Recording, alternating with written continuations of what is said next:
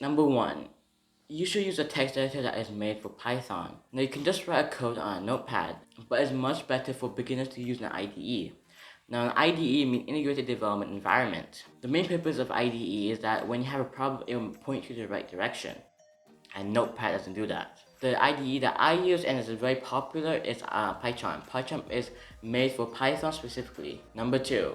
Stick to one website or stick to one YouTube video. If you use YouTube as your learning platform, you should watch a 1-hour video or to stick to one YouTube channel. Because it won't make you learn the same thing over and over if you watch a 3-minute video on the variety type of channels. The video that I started when I first started to code is a freecamp.org. It's a wonderful channel and it has a 4-hour course for beginners. Number 3 is to have purpose of why you want to code.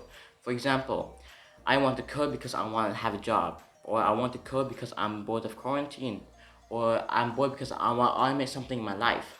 Now once you have purpose, then you have the motivation to continue coding. And that's a very, very important part of coding, to be patient and have motivation a lot of time, because it can be very hard and very easy at sometimes. Now that's it for the video. Hope you guys enjoy. Remember to subscribe, have purpose in life, and I'll see you guys next video. Peace.